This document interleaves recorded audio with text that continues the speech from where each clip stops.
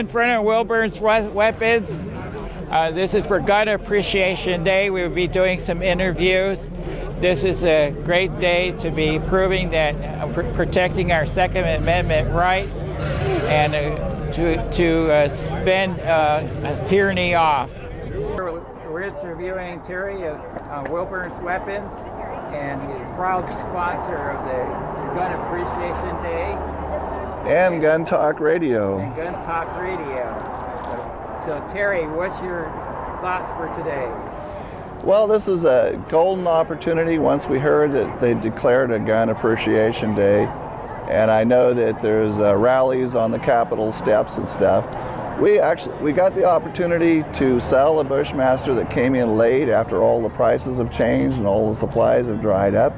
We just decided it was a great way to appreciate our customers by having them come out in public and enter a raffle and get the chance to buy one at the old price, or as we like to say, the pre-panic price. Okay. What do you think about Sandy Hook? What do I think about it? I think we don't know anything. I think we're getting misinformation, disinformation, and flat-out lies. I don't even think the Bushmaster was used in that shooting because I have a bunch of people tell me they saw a live video feed. The Bushmaster was locked in the car in the parking lot. So I don't know what to think. I think it's an opportunity for media types and political people to push an agenda they had in mind all along. What do you think about Obama's executive orders? So far it's window dressing. It doesn't really add anything to the discussion, but it makes him look proactive to his core base of gun haters. And time will tell, though. There are things he can do executively that will make it really tough on licensed dealers. I think it will have little or no impact on the majority of the shooting public. Do you think it will affect your business by any kind of legislation? Federally, it's going to be tough for them to get any significant legislation. And as far as I'm concerned, I haven't heard anything reasonable about any of it. If you want to stop people from doing bad things with guns, you punish them quickly and harshly and 100% of the time until everybody knows that if that's the choice of tool or weapon they're going to use, that will be the end of their criminal career or maybe their life. That works. Do you think if the federal authorities came in to take people's guns, there'd be an insurrection? There could be. It's hard for me to judge. It's a question that's on a lot of people's mind. It's a very personal decision how you respond if that happens.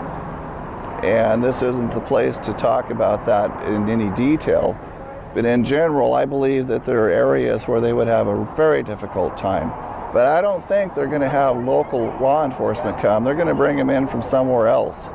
It'll be like when they took National Guard to Katrina to take people's guns away. It's not going to be somebody that knows you from your community. It'll be like the feds, like the ATF. I'm not sure. I know there's no mechanism to do it at any huge degree right now. Time will tell. I don't think they're that stupid. Thank you. But they very likely will try to put me out of business, try to intimidate law-abiding gun owners into giving them away or settling for stuff they don't want for future purchases. I think there's no doubt that they're going to try to do that. Do you think the Second Amendment is a deterrent against evaders? Second Amendment is an affirmation of our God-given right to protect ourselves, our home and family, with the tools that we deem are appropriate and desirable. That is not about hunting. It never was about hunting. It's an affirmation of rights we already have. It doesn't give us anything. It actually puts government on official notice that the citizens will not be disarmed. Do you think Obama's actions is leading towards more tyranny? Not sure what to think, but it certainly looks that way to me. Thank you. Okay. Your name is? Butch Marusi. Butch, you're here for Gun Appreciation Day. Yes, sir. What do you want to say to Mr. Obama? You wouldn't want to publicize what I have to say to, and I won't call him Mr. I call him Bosco. But an interesting conversation I had with my father, who was a World War II veteran. Okay. And he said to me, why does anybody need a semi-automatic rifle that was used for the Army? And I said, I don't know, Dad. Maybe you better get rid of your M1 Garands. Because he's got like 3 of them, and he never thought of them as any kind of a danger to anyone, as I don't feel they are, Yeah. as well as the weapons that I own. So I think this is great, kind of gets everybody together. If somebody was invading his house, what would he do? He would use one of those, wouldn't he? Either that or one of his many other firearms that he owns. Okay. So what do you think about having your guns taken away? It's not going to happen. I mean, they can attempt to do it, but it won't happen. If you recall, at World War II, Admiral Yamamoto said that an invasion of the United States would be foolish because there's a gun behind every blade of grass. Do you think because they want to take our assault weapons, so they have an advantage over us? Because they want to? Yeah. They want to get that advantage. Yeah. That would be no more than sheep. Yeah. But they're barking up the wrong tree. But it's interesting, with everything that Obama has tried to do to stimulate the economy, gun sales and ammo sales are skyrocketing, and that's what he despises the most. So his most despised form of commerce is what's making him successful. I agree. Yes. But anyhow, okay. So, what do you think about the executive? How many executive orders do you think he misuses his? Absolutely. Yeah. Absolutely. There's no excuse for it. Fortunately, at some point when we regain control of our country, we can have those rescinded.